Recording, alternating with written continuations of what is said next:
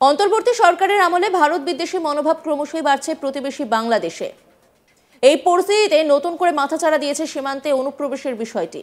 প্রায় প্রতিদিনই নিয়ম করে রাজ্যের বিভিন্ন জেলায় ধরা পড়ছে অনুপ্রবেশকারী বাংলাদেশি নাগরিক। এর মধ্যে অনেকে আবার রোহিঙ্গাও রয়েছে। বারবার রাজ্যের বিরুদ্ধে অভিযোগ উঠছে সরকার জমি না দেওয়ার জন্যই এভাবে দীর্ঘদিন ধরে অরক্ষিত হয়ে রয়েছে ভারত বাংলাদেশ সীমান্তের বিস্তীর্ণ অংশ। এই অঞ্চলে কাঁটাতারের বেড়া দেওয়া যায়নি, আর তারই সুযোগ নিয়ে চলেছে বেআইনি অনুপ্রবেশ। 2024-এর শেষে পেট্রোপোল বর্ডারে একটি সরকারি অনুষ্ঠানে এসেও এই অভিযোগ করেছিলেন কেন্দ্রীয় স্বরাষ্ট্রমন্ত্রী অমিত শাহ। এছাড়া রাজ্যের বিরোধী দলনেতা শুভেন্দু অধিকারী থেকে শুরু করে রাজ্য বিজেপি সভাপতি তথা কেন্দ্রীয় প্রতিমন্ত্রী সুকান্ত মজুমদার সকলেই রাজ্যের বিরুদ্ধে বিএসএফকে জমি না দেওয়ার অভিযোগ তুলেছেন বারবার। এবার তার পালা চেলে দিলেন মুখ্যমন্ত্রী মমতা বন্দ্যোপাধ্যায়। ইতিমধ্যে বর্ডার আউটপোস্টের জন্য বিএসএফকে জমি দেওয়ার সিদ্ধান্ত নিয়েছে রাজ্য সরকার। নদিয়ার করিমপুরে 0.9 একর জমি দেওয়া হচ্ছে বিএসএফকে। তবে শুধু নদিয়াই নয়, জলপাইগুড়ি এবং মালদা জমি দেওয়া হচ্ছে বলে নবান্ন সূত্রে খবর। সীমান্ত সুরক্ষা যে বাংলার মুখ্যমন্ত্রীও চাইছেন বিএসএফকে জমি দেওয়ার সিদ্ধান্ত, সেটাই প্রমাণ করে দিয়েছে। মানে এবার থেকে চোরা পথে কাঁটাতার পেরিয়ে বাংলাদেশিদের আসার দিন শেষ হতে চলেছে। যে সমস্ত জায়গা দিয়ে তারা লুকিয়ে ভারতে ঢুকে পড়ে সেখানেও এবার নজর থাকবে বিএসএফ এর। বাংলাদেশি সেনা পাকামি করলে ঝাঁঝা করে দেবে বিএসএফ। কোথায় কত জমি দিচ্ছে রাজ্য সরকার সেটা একটু আপনাদের বলি। নবান্ন সূত্রে সেই খবর যে নিশ্চিত করা হয়েছে জমি দেওয়ার বিষয়টা। জলপাইগুড়ি এবং মালদা দুটো জেলাতেই কিন্তু এই জমি দেওয়ার বিষয়টা চলবে। উত্তরবঙ্গের মধ্যে পড়ছে। এই দুই জেলায় প্রতিনিয়ত অনুপ্রবেশের ঘটনা ঘটছে। শুধু তাই নয়, এই দুই জায়গা দিয়ে জঙ্গিরা ঢুকে এপার বাংলায় নাশকতার ছক করছে। তাই বিএসএফকে এই দুই জেলায় জমি দিয়ে সীমান্ত সুরক্ষিত করতে চাইছে রাজ্য। বাংলার মানুষের নিরাপত্তার কথা ভেবে জলপাইগুড়ির অন্তর্গত বিন্নাগুড়িতে 0.05 একর এবং মালদাতে নারায়ণপুরে 19.73 একর জমি দেওয়া হবে বিএসএফকে। অন্যদিকে নদিয়ায় জমি দেওয়ার প্রসঙ্গে যে খবর সামনে আসছে যে নতুন বছরের 4 জানুয়ারি এই নিয়ে মুখ্যমন্ত্রী মমতা বন্দ্যোপাধ্যায়কে খোলা চিঠি দিয়েছিলেন বিরোধী দলনেতা শুভেন্দু অধিকারী। তিনি দাবি করেছিলেন 18টি ক্ষেত্রে রাজ্য সরকারের পক্ষ থেকে বিএসএফকে কোনো জমি হস্তান্তর করা হয়নি, আর 17টি সীমান্ত ফাঁড়ি তৈরি করার জন্য জমি অধিগ্রহণের প্রক্রিয়া মুলতবি হয়েছে। তাই কেন্দ্রীয় বরাদ্দ পাঠানো বন্ধ হয়ে গিয়েছে। জানা গেছে অনুপ্রবেশের আবহে চেকপোস্টের জন্য নদিয়ায় করিমপুরে 0.9 একর জমি বিএসএফকে দেওয়ার সিদ্ধান্ত নিয়েছে রাজ্য সরকার। অভিযোগ উঠছে ভারত ও বাংলাদেশের মধ্যে রাজ্যে থাকা 2200 কিলোমিটার সীমান্ত পথের মধ্যে 596 কিলোমিটারে কাঁটাতারে বেড়া নেই। জানা গেছে 27 জানুয়ারি মন্ত্রিসভার বৈঠকে এই সিদ্ধান্ত নেন রাজ্যের মুখ্যমন্ত্রী মমতা বন্দ্যোপাধ্যায়। এই নিয়ে আর.কে. শ্রীবাস্তব ডিফেন্সের বিশ্লেষক, তিনি কি বলেছেন শোনাব আপনাদের।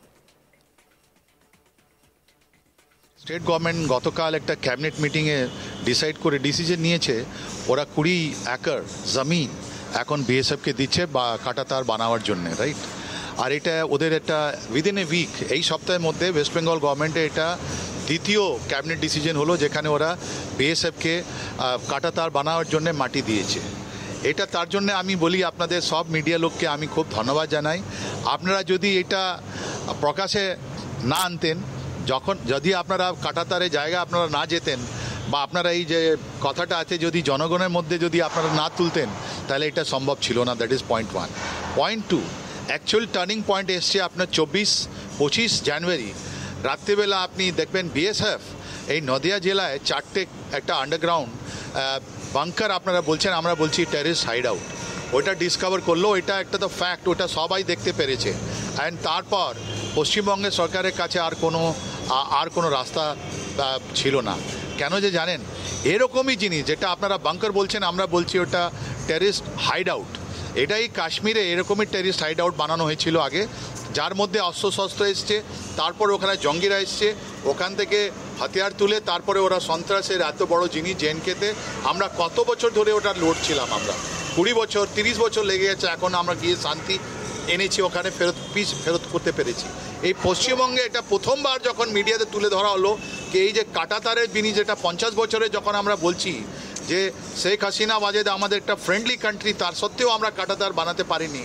তারপরে আমরা যদি দেখলাম এই আমাদের এলাকায় এই 2 কিলোমিটার ভিতরে যখন নদিয়াতে আমরা দেখছি এরকম আমাদের জঙ্গিদের জন্য আন্ডারগ্রাউন্ড যেটা বানানো হয়েছে, তখন স্টেট গভর্নমেন্টের যে স্টেট মেশিনারি আছে, যেটা এখানে ল অ্যান্ড অর্ডার সিচুয়েশন আছে, ওটা নিয়ে প্রত্যেকটা লোক জানতে পেরেছে যে এখানে কোনো একটা গড়বড় আছে, কোনো একটা নেক্সাস আছে।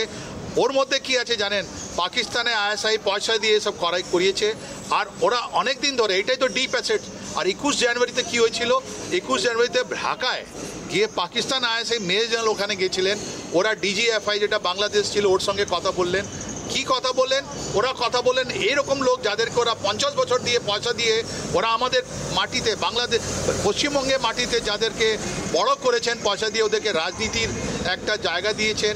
অনেকগুলো, ওর মধ্যে কতগুলো মৌলবাদী আপনার মৌলানা হতে পারে, ওর মধ্যে কতগুলো মাদ্রাসার টিচার হতে পারে, কতগুলো লোক হতে পারে যারা লুকিয়ে আইডেন্টিটি চেঞ্জ করে থেকেছেন।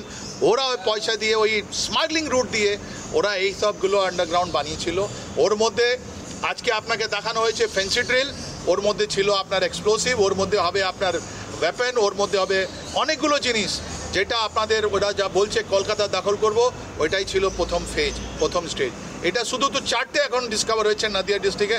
আমরা পুরো বিশ্বাস আছে যে পুরো যতগুলো আপনার বর্ডার আছে আমাদের বাংলাদেশের সঙ্গে, right from Cooch Behar till south 24 Pargana, অনেকগুলো এরকম আপনার আন্ডারগ্রাউন্ড হাইড আউট আছে টেরিস্ট লুকোবার জন্যে। আর ওটা এই নিয়ে ওখানে জঙ্গিরা আসবে, ওখান থেকে হাতিয়ার তুলবে, ওয়েপন তুলবে, তারপরে আমাদের কাছে সন্ত্রাসের একটা অনেক বড় এরা ক্যাম্পেনিং করবে।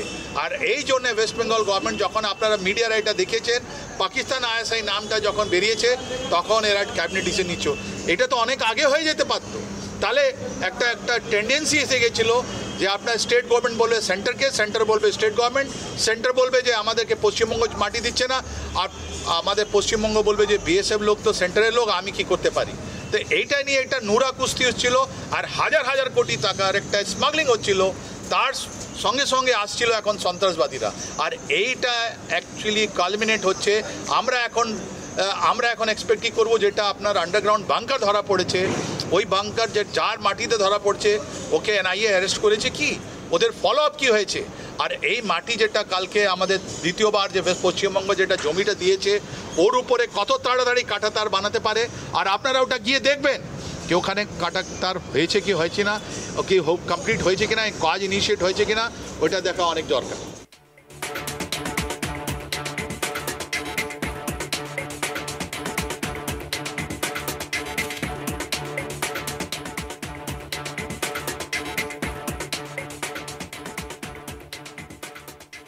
অন্যান্য খবরের আপডেটের জন্য অবশ্যই নজর রাখুন আজ তাক বাংলার ইউটিউব স্ট্রিমিংয়ে। লাইক, কমেন্ট, শেয়ার এবং সাবস্ক্রাইব করতে ভুলবেন না।